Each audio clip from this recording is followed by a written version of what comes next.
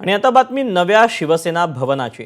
मुंबईत शिंदेंच्या शिवसेनेकडून नवं सेना भवन उभारण्याच्या हालचाली सुरू झाल्या। यासाठी शिवसेनेकडून जागांची शोधाशोध सुरू असल्याची सूत्रांची माहिती आहे। वांद्रे विकेसीतील एका जागेची पाहणी देखील करण्यात आल्याचं कळतंय। ही जागा ठाकरेंच्या मातोश्रीहून अगदी काही अंतरावर आहे, तर दुसरी जागा ही दादरमध्ये पाहण्यात आली। एकीकडे पक्षाला नवी बळकटी मिळत असताना आता मुख्यालयाची गरज पक्षातून व्यक्त होते।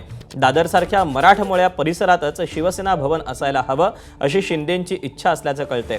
लवकरच दादरमध्ये जागा निश्चित होणार असल्याचं कळतंय, मात्र तिथेही काही त्रुटी असून त्यावर पक्षांतर्गत चर्चा सुरू असल्याची माहिती आहे।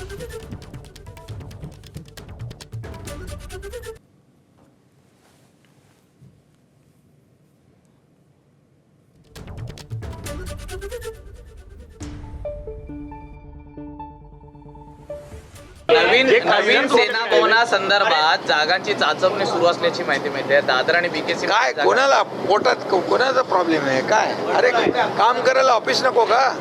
बाळासाहेब भवन आहे, आणखी कार्यालय, शिवसेना मोठी होतीये, संघटना मोठी होते, मग कार्यालय नको? बरोबर, मग काय कोणाला काय प्रॉब्लेम आहे?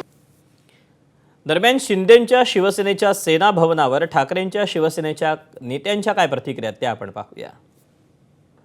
वाटतं त्यांनी मध्य प्रदेशचे मुख्यमंत्र्यांना फोन करावा। उज्जैनचा जो जमीन घोटाळा झालेला आहे तिथे त्यांना मोठी जागा मिळू शकेल, कारण हे घोटाळेबाज तशीच जागा शोधतील। जे पावित्र्य बाळासाहेब ठाकरेंनी बांधलेल्या शिवसेना भवनात आहे, हे पावित्र्य असे किती शिवसेना भवन झाले गद्दार लोकांचे, तर ते या शिवसेना भवनची बरोबरी करू शकत नाही। या शिवसेना भवनाने महाराष्ट्राच्या इतिहासात एक जागा निर्माण केलेली आहे। एखादी इमारत म्हणजे शिवसेना भवन होत नाही, त्या इमारतीला अनेक परंपरा असतात, अनेक त्याचा इतिहास असतो, आणि त्याच्यामुळे असे अनेक शिवसेना भवन पैशाच्या बळावर ते निर्माण करतील, परंतु बाळासाहेब ठाकरेंनी निर्माण केलेलं शिवसेना भवन याची बरोबरी या महाराष्ट्रात काय देशात कोणी करू शकणार नाही। हो दे, काय 10 शिवसेना भवन, 10 शिवसेना भवन होते, पण आमची शिवसेना भवन ओरिजिनल आहे, तिथे जागेवरतीच आहे, आम्हाला जागा शोधायची गरज नाही।